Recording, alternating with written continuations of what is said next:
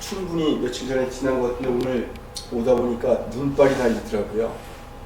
이렇게 철진한 눈들이 좀 상서로울 수 있는지 아니면 불길한 조짐인지는 자기 내면의 마음에서 비춰지는 것들에 의해서 증명될 거예요. 누가 해준 것이 아니고 내심자증의 현상들, 이런 현상 앞에서 우리가 어떤 아름다움을 느낄지 곰곰이 생각해 주시고 오늘 강의를 지난번에 이어서 오늘 좀 부드러운 그림들 몇 장 보는 걸로 계속 해 나갈게요. 불교비학 강의라고 하면서 이런 이제 여러 가지 얘기를 제가 하는 거는 우리 한국적인 불교, 이 한국적인 미학의 밑바탕에 있는 것들을 좀 찾아보는 거예요. 우리의 심성이 어떠해야 되는지. 불성이라고 하는 어떤 자성의 청정한 빛이 드러나 보인다 해도 우리가 이 코드를 잘 모르면 이해할 수가 없거든요. 그렇죠? 이제 이런 걸 해보는 건데 지난번 그래서 그림은 보는 것이 아니라 읽는 거다. 뭐 이런 말 자체가 일종의 선적인 어떤 힘이 있어요. 그죠? 우리가 어떤 당연한 것이라고 생각했는데 아 그래?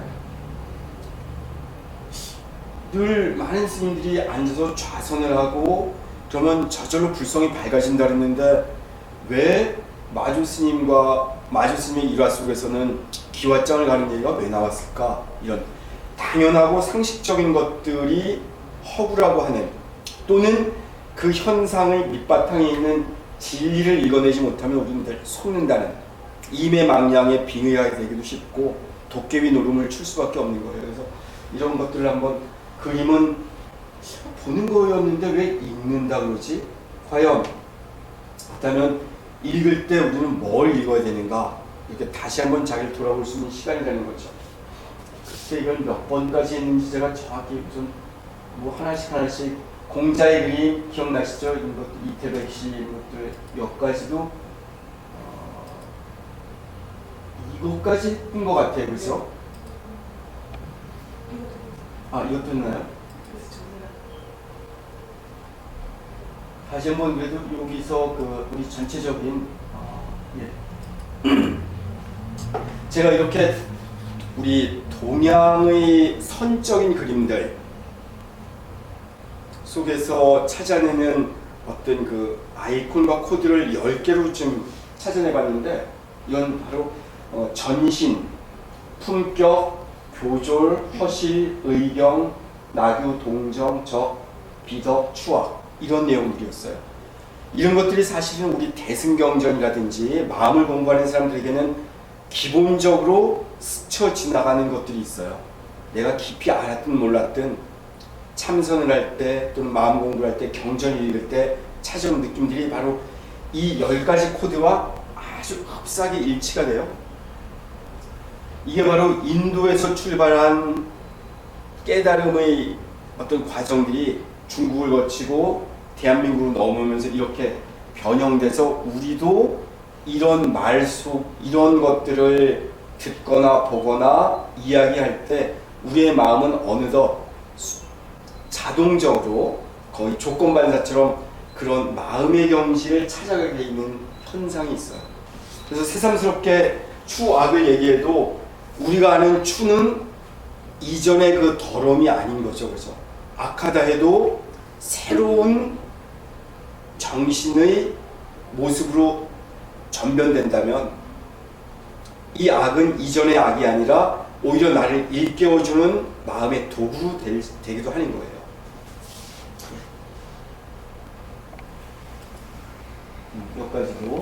몇 가지 그림들 더 쭉 넘어가고 교조 여기도 했었나요? 네, 그것도 했던 것 같습니다. 네. 자 여기 여기도 다 했네요, 그죠? 이성까지도. 그건 이런 그림에서 이제 드디어 우리 몇 개의 그림은 사실 중국 대륙에서 가져온 그림이지만 몇 개의 그림은 윤주서 선생의 자화상도 그랬지만 여기에도 이제 단원 김홍도의 그림이 나와요. 바로 허와 실의 관계를 어떻게 우리가 이해할 수 있느냐 하는 얘기죠. 이건 동강조어도라는 그림인데 그림 전체에 나오는 격을 보면 저 높은 곳에서부터 아래까지 쭉 찾아서 읽어내려도 보면 우리는 이곳에서 아차면 사람을 먼저 발견하기보다는 경치에 취하게 돼요. 이미 전인 미답의 경치, 사람은 사라지고 경치만 남아있는. 그래서 전에 제가 임재의 사료관 얘기도 했는데 오늘 오후에도 그 얘기가 조금 더 한 번 나올 거예요. 그래서 사실은 이게 웬만한 그림에서는 요 정도까지만 끊어져 있어도 작품으로서도 아주 완전한 구성이 돼요. 근데 김홍도는 더 엄청난 허공을 비우고 저 아래쪽에다 낚싯대를 들여온 한 사람을 그려놓는데 낚싯대에 들여놓은 사람의 시선이나 방향 자체도 이 풍경과는 전혀 무관해요. 도대체 어떤 정신의 세계를 구현하길래 이들은 또는 우리는 이런 그림 속에서 기쁨을 맛볼 수 있을까요? 그죠? 낚싯대가 들어져 있고 사람은 정면도 아니고 반비스름하게 앉아 있고 저 먼 곳까지 이르는 곳에는 텅 빈 어쩌면 안개가 가득 피어 있는지 아니면 끝없이 깊은 공간이어서 나와 있진 않은 건지 알 수는 없지만 저 허라고 하는 공이라고 하는 텅 빈 것을 이용해서 내실을 채워 나가려고 하는 정신세계, 바로 이런 것이 불교의 세계와 맞닿아 있기 때문에 이런 그림들이 가능한 거예요. 사실은 뭐 여러 가지 이유도 찾아내기도 해요. 뭐냐면 서양에 비해서 물감이나 안료가 발달이 덜 돼서 이런 묵과 먹을 썼다 이렇게 얘기를 하는데 실제로 그렇지 않아요. 왜냐하면 서양에서도 우리 인상주의 화가들 그림을 좀 설명할 때 그런 얘기 했는데 그 인상파 그러니까 18세기, 19세기 초까지도 서양의 화가들이 고질병에 직업병에 많이 걸려요. 왜냐하면 안료를 자기 나름대로 개발해서 쓰다가 중금속에 중독되기도 하고 뭐 이런 현상들이 많았거든요. 근데 김홍도만 해도 이 시대 이전이에요. 그리고 이 그들이 썼던 기법과 우리가 썼던 이 아무튼 오브제가 전혀 달랐죠. 그래서 그 옆에는 북송대의 미불이라는 사람의 천강시우도, 여기에서도 허락 이 텅 빈 공간에 이 공과 허의 기법을 잘 이용하면서 내실을 찾아 나가는, 마치 우리 불교의 공부가 끝없이 비워내라고 하는, 비우고 비우다 보면 그 자성이 밝아지는 그 점에서는 공성만 드러난다고 얘기하죠. 그죠? 텅 빈. 그 자리를 바로 뭐 진열하고 표현하기도 하고 그러잖아요. 다음 장면 또 볼게요. 여기에는 드디어 이제 그 실과 허가 합일되는, 그리고 정과 경이 우리 내면의 정서와 바깥의 풍경이 하나로 이어지는 이런 청나라의 여성이라는 화가의 설경 노사도라는 그림이에요. 이 그림의 독특한 특징 하나는 나뭇가지 위에 쌓여있는 눈들을 있는 그대로 둔 거예요. 사실 흰색 바탕, 그리고 나머지에다가 색칠을 했어요. 우리 보통 그림은 내가 그리는 대상에다 색을 칠하거나 그러잖아요. 그렇죠? 또 서양화 기법이라면 여기다 아주 흰색을 다시 덧칠했을 거예요. 근데 전혀 그러지 않고 이렇게 그 허와 실이 완전히 합일되는, 완전히 융합 내지 교융하는 이런 장면들 속에서도 우리는 새삼 어떤 그 도가적인 또는 불교적인 그 허와 공과 무의와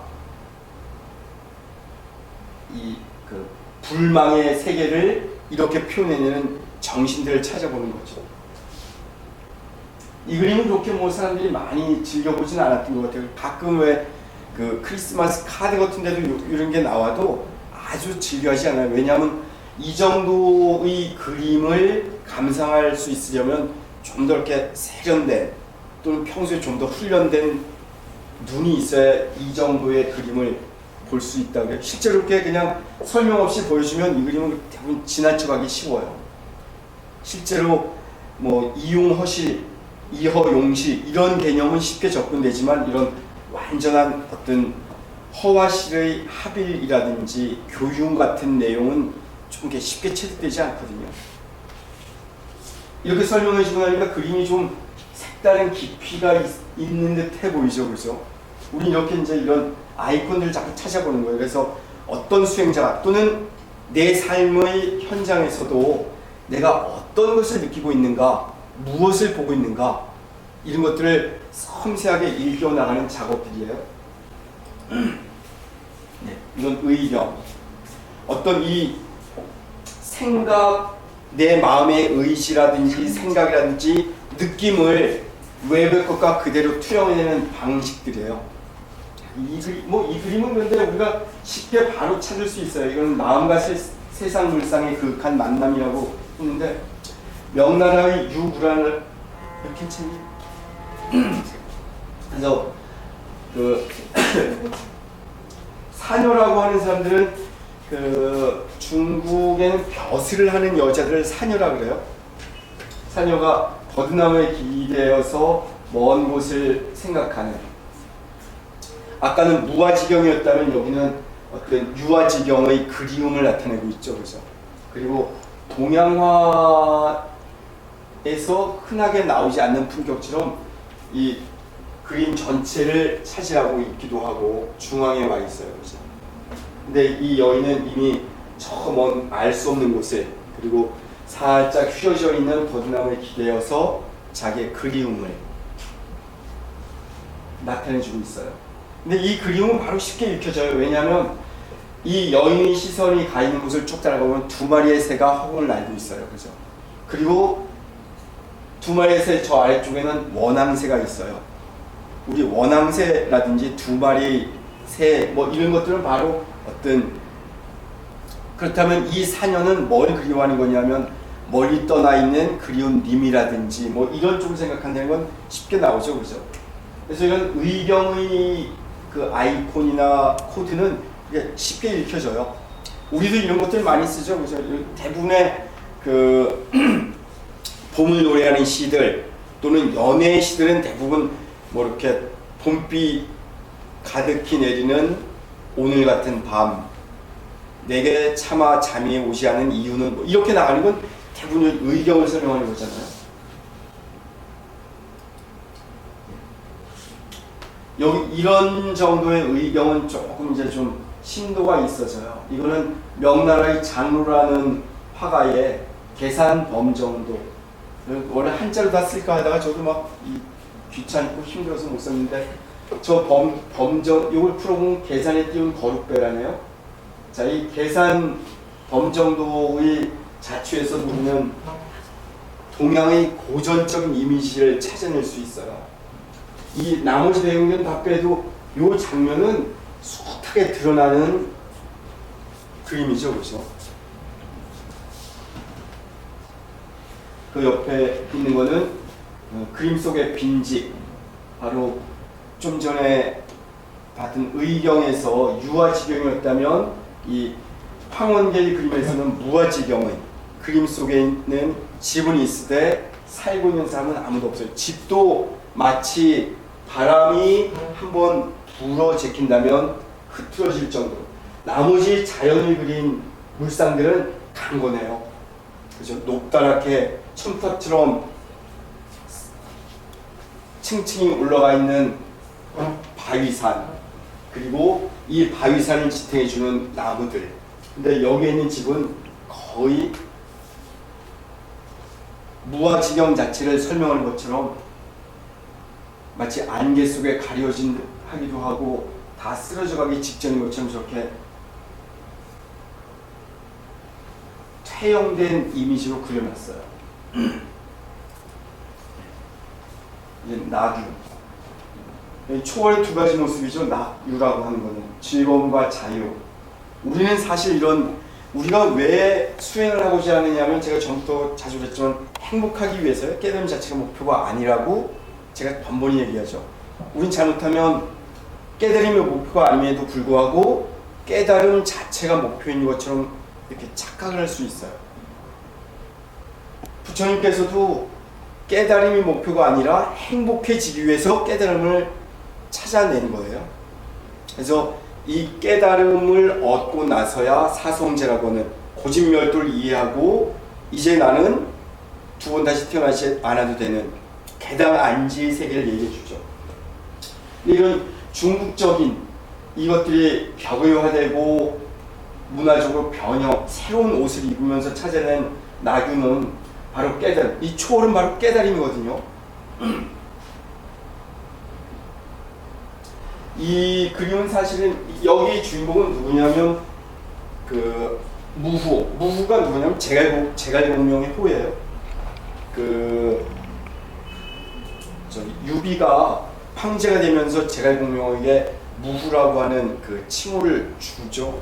그래서 우리가 볼 때는 제갈공명하면 무척 선비적이고 학창을 입고 맑은 사람인 것 같은데 여기 보면 배 불쑥 나오고 아주 이 거한이죠, 그죠? 아주 그 도교의 저 투숙한 이 그림에서 보면 무후고화도라고 하는 그림을 보면 이 전신에서도 그런 얘기를 했는데 전신에서 공자의 이름이 언더 구자가 있어서 이마에 불쑥 튀어나온 걸 했다든지 이태백의 그림을 통해서 그 정신 세계를 그대로 전해주는 것이 있었다 그랬죠. 여기에서의 전신 기법은 무후 자체에서 나오지 않지만 대나무 숲 속에 둘러싸인 것으로 충분히 표현해주고 있어요. 우리 대나무 숲은 이때까지 늘 중림칠현, 이 고사 현달한 사람들이 대부분 대나무를 즐기죠. 그리고 이 대나무 즐기는 사람들은 그러다가 대나무를 잘라서 대부분 뭐 그 피리를 불기도 하고 이런, 그죠? 그래서 대나무가 왜 이런 엄격한 마디와 마디가 있고 한겨울에도 푸름을 잃지 않고 그 꺾어지지 않고 이렇게 통으로 쪼개질지언정 꺾이진 않잖아요. 이런 절개, 고준한 학문, 그리고 한철에 이 대나무 자라는 걸 보면 이 서울에서는 대나무 자라는 걸 보기 힘든데 시골에 가면 한 남원 정도 또는 고령 정도가도 대나무들이 많은데요. 그럼 저 죽순이 딱 오면서 쭉 클 때 보면 삽시간에 올라가요. 불과 한 보름 만에 처음에는 아주 가늘죠. 쫙 올라가서 이미 그 높이까지 가서 서서히 자기 이 목 재질을 탁탁 채워나가더라고요.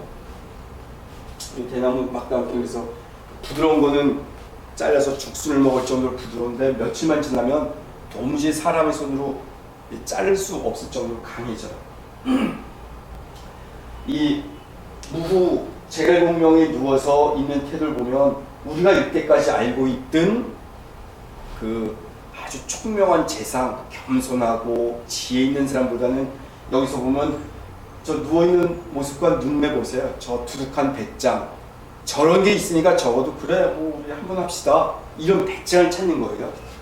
우리 사실 이 그림 보여주면서 어떤 사람 같아요? 여러분 이거 제갈공명을 잘 못 봐요. 무후고화도 해도 누가 그 제갈공명에 모였나 이럴 정도로.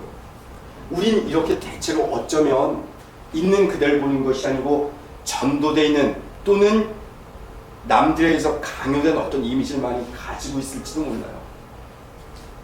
이 그림 참 멋있죠, 그죠? 근데 진짜 그림은 제갈량 같은 느낌이 전혀 안 들어요. 예. 오히려 장비 같아요. 그죠? 누워있거나 배 딱 깔고 있는 폼이 저기 어떤 그 선비의 어떤 자세, 우통을 딱 풀어진 모습이. 그래서 이 그림에서 그 금방 얘기하신 것처럼 이건 초월의 두 가지 모습, 낙과 유라고 하는 이 즐거움과 자유. 바로 이것이 선종의 수행자들, 우리가 육조해는 뭐 원수님도 앉혀주면서 해능에 갖다 자꾸 불 비추고 해가에서부터 뭐 이렇게 막 볼이 닮아 이르기까지 이걸 찾아내잖아요. 그리고 황벽이니 마주들이니 이런 존재들이 누렸던 그 유유자적함, 두둑한 배심, 천하가 무너져도 눈 깜짝하지 않겠다는 깨달은 사람이 누리는 대자유함, 투탈자제함, 뭐 이런 것의 모습이 그대로 있어요. 이걸 이제 그 이런 아이콘에서는 투탈자제 뭐 이렇게 얘기하면 낙유라고 하는 좀 더 세련된 용어로 이제 바꿔치기 해보는 거죠. 저는 그래서 아주 제가 그리고 저 낙관 찍은 것도 보면 낙관 둔인 것도 아주 무식하게 찍어내죠, 그죠? 이 크기 보세요, 완전히. 이 뭐 그냥 가끔 그 동영화 보면 정말 그림이 잘 그린 낙관이 너무 수룩하게 찍혔는데 근데도 묘하게도 이 두둑한 배짱과 잘 어울려요. 그죠? 이 눈매가 상한 것 보세요.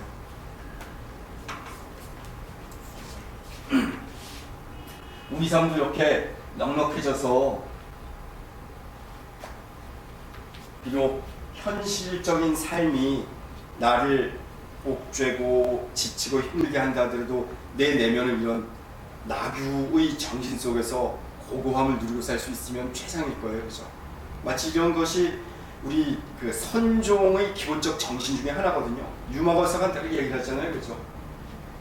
가령 제가 전에도 이제 유마경 얘기를 가끔 하는데 유마거사의 핵심적인 거는 인도식 수행이 아니거든요. 인도식 수행은 사리불이라든지 뭐 광엄존자 이런 사람들은 앉아서 수행하면서 초월을 꿈꿔요. 사실 지금 얘기하는 초월이 좀 겹치는 듯한데 근데 유마거사는 그것이 아니고 지금 여기에 충실해야 된다는 얘기를 하잖아요. 그죠? 사리불같이 뛰어난 존재가 좌선하고 있을 때도 가서 비웃어요. 야 네가 그렇게 해서 그게 참선이냐? 바깥 세계 눈 감고 안으로 도피하는 것이라고 도적으로 얘기를 해요. 근데 이 무후가 누워있는 이 자세에서도 사실은 어떻게 보면 여기서 얘기하는 초월이라고 하는 거는 일상의 자질구레한 어떤 걸 넘어서는 그래서 이렇게 배도 불룩하게 되고 의도적으로 그랬을 거예요. 주첨이라는 사람이 왜냐하면 명대의 정신세계가 저런 걸 좀 꿈꿨었거든요. 여기도 나규 그래서 묘하게 낙과 유, 나규라고 하는 세계는 이미 청이라든지 송이라든지 이때보다 명대에서 많이 드러나는 정신세계예요. 이거는 명나 육치의 정금이라고 검은 고를 멈추라는 그림이에요. 이 그림은 이 고진역함, 그죠? 이게 독특하게 그 이때까지 우리가 알고 있는 것들보다도 공간이 적적으로 이 나무도 과장되게 커요. 그리고 한 사람이 중앙에 그리고 대체적으로 아까 동강조도라든지 전형적인 그림에서는 한 구석에 보일 듯 말 듯 그려지는 게 사람이 있었는데 여기에는 이 나귀는 이 초월을 꿈꾸는 이 즐거움과 자유를 꿈꾸는 존재들은 중심에 그대로 설 줄 알아요. 그런데 이들은 독특하게 이 초월의 눈빛은 외도로 앉아 있어요. 항상 세상의 질서와 무관한 그리고 저 선비가 검은 볼을 뜯다가 멈추고 바라보는 저 새들의 비상을 보면 몇 마리의 새, 몇 개의 부추로 흔적만 그려놨다 하더라도 저기서 꿈꾸는 초월과 즐거움, 넉넉함 마치 선사들의 어떤 한가로운 고독 뭐 이런 걸 좀 느끼게 해주죠. 그죠? 우리 불교적인 얘기할 때보다 이런 얘기는 더 재밌는 것 같아요. 이게 참 병이에요. 그죠? 불교에 대한 얘기가 더 근데 실제로 그래요. 우리 이 부처님 이제 그 뭐 많이 느끼셨을 거예요. 법성원 쪽에서도. 근데 그런 걸 하다 보면 불교 자체에 대한 것이 아니고 그냥 우리 삶이 이미 불교화돼 있어요. 이렇게 너무나 불교를 사는 거죠 우리가. 저긴 청나라 때 나온 그 나귀의 그림인데 명나라 때 그림과는 또 좀 다른 약간의 느낌이 있죠. 그리고 동방조도의 부산과도 약간 흡사한 그림이 있어요. 근데 여기는 그 강시 일학 천성도라고 해요. 산 아래 물 흐르는 소리. 자, 이 그림이 원래 더 크면 여기가 엄청난 폭포들이 끝없이 흘러요. 이 그림이 좀 더 커요. 근데 줄여보니까 예, 폭포들이 좀 흔적은 보이죠, 그죠? 그리고 이 언덕과 이 차안과 피안, 이 언덕과 저 언덕 사이에 엄청난 공간. 이 절대 공간이라고 하는 절대 분리된 저 공간 속에서 정신의 자유는 비상할 수 있는 힘을 얻어요. 그리고 이제 적이라고 하는 것도 나귀와 좀 비슷한 개념인데 우리 유유자적 뭐 이런 얘기를 하죠, 그렇죠? 그래서 넉넉함과 홀과 부담, 편안한 자유. 그래서 요 적에 대한 설명을 좀 여기다 더 적어놔봤어요. 자적, 기적, 이건 자신만의 편안한 쾌적함을 넉넉하게 누리는 것, 이걸 자적기적이라고 해요. 자, 이 자신만의 편안한 쾌적함을 넉넉하게 누리는 것, 자적기적을 불교적으로 본다면 어떤 존재들이에요? 연각승 생각나죠? 독각들. 이들은 자신만의 세계에서 세상과 타협하지도 않고 굳이 스승을 찾지도 않았어요. 자연 속에서 유유자적하면서 찾아낸 그 경지예요. 이 그림에 드러나 있는 이 답설신매도인데, 이 그림에서 저 홀가분함, 자유로움, 이걸 한번 이렇게 느껴보세요. 야, 아주 쉽게 잘 찾아지긴 힘들 텐데, 자, 그리고 이 화가는, 이 화가도 이 뜻높은 선비에게만 채색을 입혀놓죠, 그죠? 그리고 따라와 있는 동자, 그리고 매화나무도 완전한 겨울의 느낌은 들지 않게 묘하게 이렇게 부정하게 가서 다시 화면 밖에서 찾아 들어오는 장면도 돼 있어요. 중간에 다 끊겨. 이런 식의 그림을 그릴 수 있는 이 그 정신, 아주 참 매력 있어요, 그죠? 자, 그러면 이 자적기적 넘어서는 적인지적이라고 하는 것이 있어요. 타인의 즐거움에 즐거워함, 타인이 행복해하는 걸 보고 즐거워하는 것. 바로 보살의 마음과 거의 같죠, 그죠? 그리고 자비희사, 사무량심과도 잇따져요. 이렇게 이제 찾아가다 보면. 자, 그리고 망적지적. 망적지적의 마음은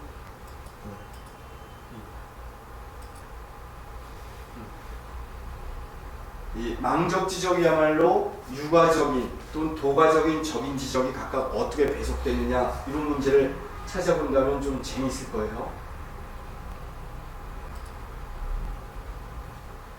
그래서 여기서는 사실 이제 하규라든지 마원이라고 하는 화가의 그림을 바로 이제 찾아서 올려놓지 못했는데, 마원이나 하규 같은 사람이 공간 처리를 무척 잘했던 화가들이에요. 그래서 그 하규의 그림 속에 하규의 그림이 이런 여백을 처리하는, 이런 나규라든지 적을 처리하는 기법을 밝혀서 하반변 또는 마원은 마일각 뭐 이렇게 얘기해요.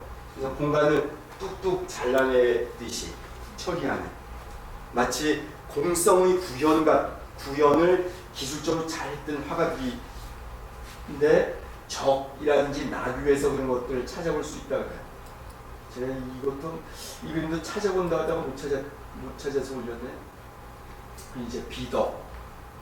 이건 예술을 모방하는 삶과 자연. 그래서 여기 뭐 설송도, 삼송도, 숭석도 같은 걸 했는데, 우리는 대체로 아까 그 무고화도에서도 대나무가 그 정신을 알려준다고 했던 것처럼, 여기에 나와 있는 겨울 눈을 맞고 꼿꼿이 서 있는 소나무라든지, 세계의 구부정해져 있는 소나무, 또는 소나무와 바위가 얽혀있는 이런 그림들 통해서도 그 정신을 찾아내죠. 이거는 덕을 비교해주거나 비유해주는 그림들이에요.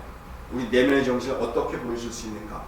근데 이런 것들에 대해서 잘못 이해돼버리면 사람을 볼 때도 괜히 내가 멀쩡한 사람 좋아 보인다, 이런 오해가 할 수 있어. 근데 우리 눈이 참되게 열려있지 않다면 그런 허세라든지 그런 가면들, 그런 위장전술에 속을 수 있어요.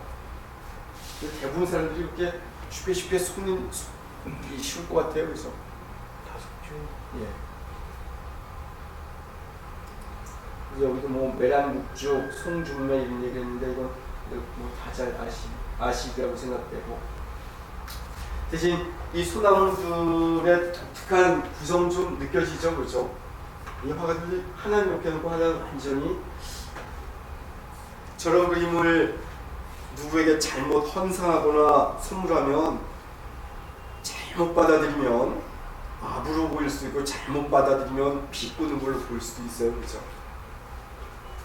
이 잘못 받아들이면 이렇게 내가 지조거든 선비가 이런 패역한 시대에 올곧은 정신으로 살아야 됩니다라고 격려해 주는 것이 아니고 못 사니까 이렇다 그러면서 이 배경을 이렇게 넣었다고 이해할 수도 있거든요.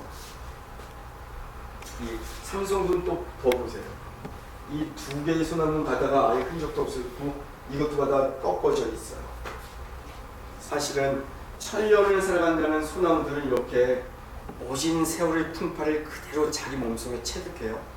그래서 우리가 실제로 이렇게 사람들을 보고 감동하는 건 요즘 세대는 그렇지 않은 것 같은데 TV에서 세상 사람들 이런 프로그램이 있다면 정말 우여곡절 거친 이렇게 잘나 보이지도 않은 사람의 삶에도 찡한 감동을 불러일으키죠, 그죠? 이거저거 뜯어고친 아주 뽀삽 처리까지 한 연예인들 통해서는 그냥 잠깐의 그냥 이렇게 눈만 한번 갔다가 떠나지 거기에 오래 머물진 않는다고. 왜 머물러요? 안쓰러워서. 저기 보통 어려운 일이 아닌데 저거 그렇죠. 요즘 진짜 안쓰러워요. 안쓰러워서 오래 머물러. 네. 그것도 완전히 반전이네. 아니 이거야말로 적인지적의 네. 타인의 즐거움을 즐거워한다기보다 그들의 고통을 안쓰러워하는 비심을 일으킨 건 똑같아요. 그리고 전 이 그림 보면서 이 그림 속에 묘하게 드러나 있는 이 빈 공간, 이 허라고 하는 공간도 좀 다시 한번 생각해 볼 수 있는. 그래서 이 그림 한 그림을 놓고도 오랫동안 묵상하거나 명상하거나 감상하다 보면 우리의 정신은 어느덧 황홀의 경지, 심선정이나 사선정, 그래서 비탁하나 빗자루의 경지까지 쉽게 도달할 수 있을지 몰라요. 그래서 우리가 이런 관세음보살님을 오랫동안 응시하면서도 그런 고진력하고 인격적 교류를 느낄 수 있겠지만 이런 비덕을 나타내주는 그림들을 통해서도 그에 못지않은 경지를 느낄 수 있어요. 동과정에 대해서는 원체 우리가 자주 느꼈던 것들이니까 바로 넘어갈게요.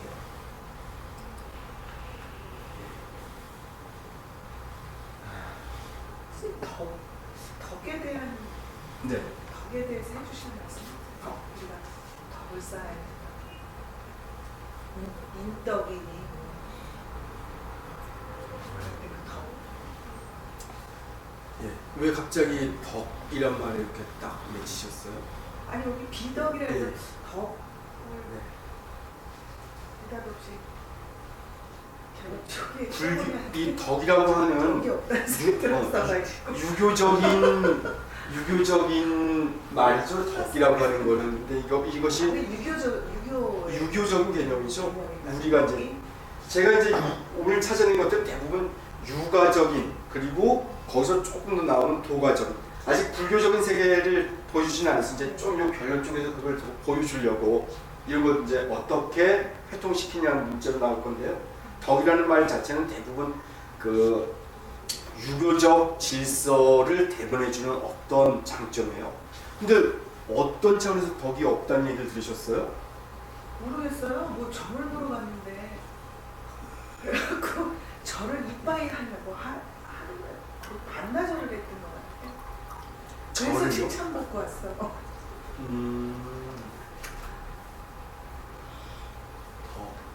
아니 또 우리 그냥 편하게 얘기할 때도 후덕해 보인다. 아이고 덕을 많이 쌓아라. 네. 죽기 전에 네. 늙어서도 덕을 많이 쌓아야지. 젊었을 때가 아니라 이제 늙으면 좀 덕을 쌓아야지. 늙어서도 이렇게 추하게 다냐고 이제 그런 얘기를 하잖아요. 이렇게 베푸는 거 이런 거도 연관돼. 그럼 네.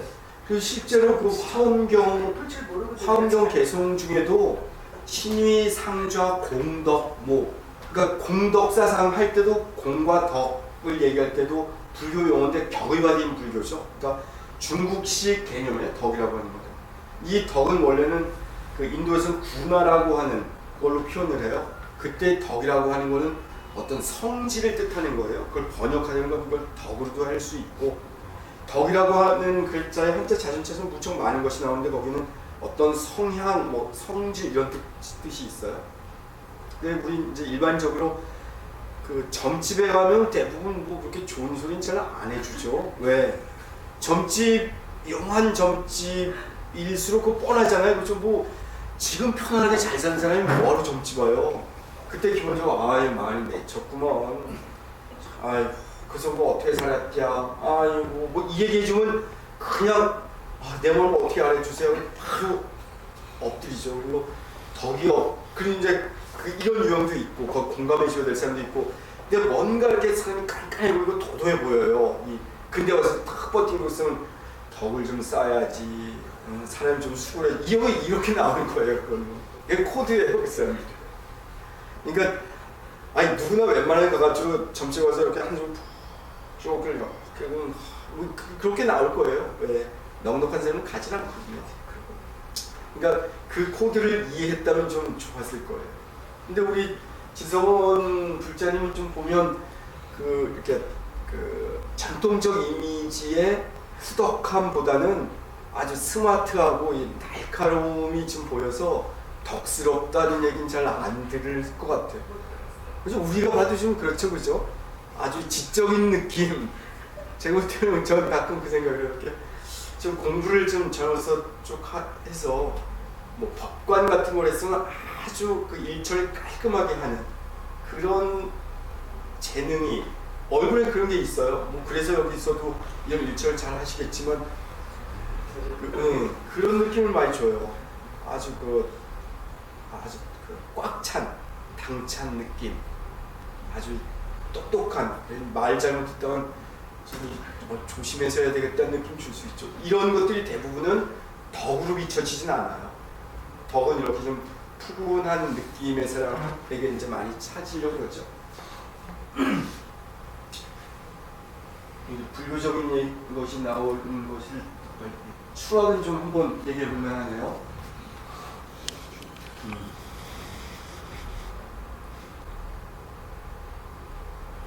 추억도 그렇고 이 벽안망산도 제가 이때까지 절대 공간이라고 얘기했는데 이 찬에서 저쪽을 바라보는 나그네의 눈빛은 이때까지 몇 개 제가 설명했던 사람 눈빛과 다르죠, 그죠? 나귀라든지 적의 자세가 아니에요, 그죠? 적은 이 어깨가 더 돌아가 있을 때 이게 가능해요. 근데 이 사람은 뭔가 그림을 잔뜩 안고 저 산을 보고 있어요. 그래서 격수 이 절대 공간, 찬과 피안이라고 하는 곳의 황홀이라든지 그 넉넉함에 도달하지 못한 패자로 이 그림을 보는 거예요. 많은 사람들. 사실 이 사람 눈빛 때문에 이 사람이 이쯤이 아니라 좀 더 뭐 위치가 좀 더 바뀌고 낚싯대 들고 강물을 바라볼 수만 있었어도 뛰어난 걸작이 될 수 있는 그림인데 저 시선 처리 하나 잘못한 것으로 인해서 좀 패자고. 근데 이 그림에 대한 그 여러 가지 이제 이렇게 그 찬사들이 붙어 있는데 보면 소동파의 동파전집에 보면 18대 아라한송 가운데 공산 무인이요 수유하게라고 하는 걸 여기 붙여놓은 것들이 있어요. 이 18대 아라한을 예찬하는 송에서 이걸 써놓은 로 인해서 좀 이 그림이 갖고 있는 격을 좀 보충해 주려고 하는 거겠죠, 그죠? 수류하게는 많이 들어봤죠, 그죠? 법정들이 뭐 수류하게, 뭐 물 흐르고 꽃 핀 곳 수류하게,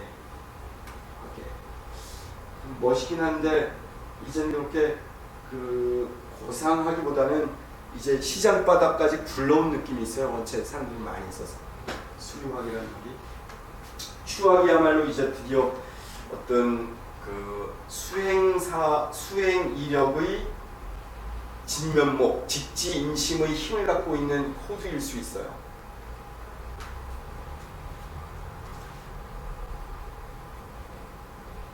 왜냐하면 선악이나 미추라고 하는 이 이원적인 세계를 넘어서는 것이 깨달음의 한 현상이거나 증거일 수 있거든요. 그래서 이제 추억을 놔두는데 여기에서는 추억은 못된 것들이 왜 아름다울 수 있는가를 찾아내보는 거예요. 이 그림 보면 무척 거칠죠. 터치도. 그리고 동양화답지 않게 이 그림 보세요. 대부분 그래도 이런 것이 아무리 폐절해도 절대적인 공간, 동정, 전신, 품격 같은 걸 제법 표시해놨는데 이거는 조맹구라고 하는 뛰어난, 조맹구는 전에도 제가 얘기했었죠, 그죠? 뛰어난 작가예요. 그러니까 원나라 황제가 중국 대륙을 점령하고 처음 제1순위로 찾아내라고 했던 학자가 조맹구였었어요.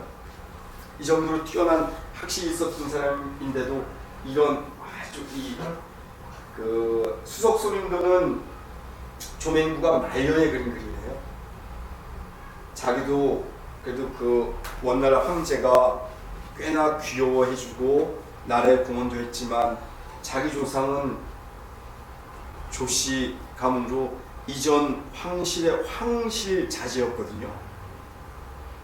그리고 자기랑 같이 뭐 자이반, 타이반, 오랑캐족, 몽고족의 황제들에게 무릎 꿇고 있었을 때 대부분 다 축출당하고 다 쫓겨나요. 왜냐면 기량이 원체 우수한 사람은 자꾸 들어오면 이제 바뀌잖아요. 근데 조맹구는 거의 말년까지도 황실의 근처에 있었는데 거의 말년까지는 이렇게 이제 본인도 이렇게 좀 뭐 힘도 떨어지니까 좀 떨어져 나와요.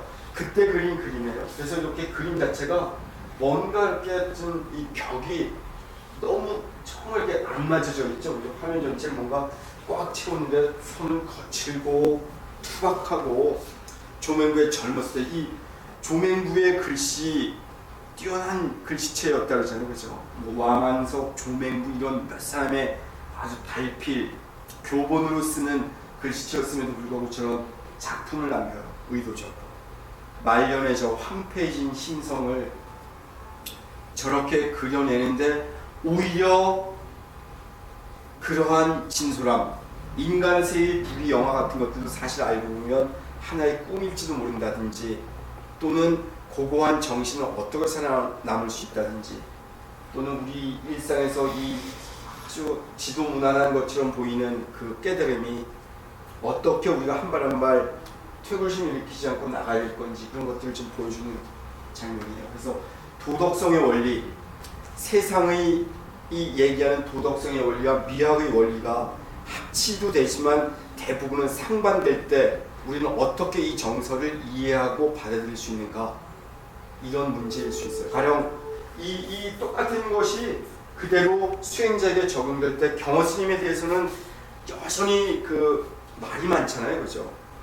우리나라에서도 경허 스님만큼 평가가 제각각인 스님이 좀 드물 거예요. 지금이야 경허 스님 하지 그 당시는 완전히 미치광이로 그 뭐 좋게 표현해서 그렇지 그 어디예요? 합천에서 거창을 넘어 그 언덕길에서는 동네 꼬마들이 접했잖아요, 몽둥이로. 스님을요? 경허 스님 그게 있죠. 경허 스님 얘기 보면 근데 그걸 이제 또 다르게 써놨어요. 대부분의 그 저기 글쟁이들 뭐냐면 야 너희들 날 때려봐라. 이제 뭐 날 때린 적 있느냐 이런 이건 껍데기다. 니들은 꿈이다. 꿈에서 뭐 방망이질해봐야 이 꿈이 앞으로도 없다.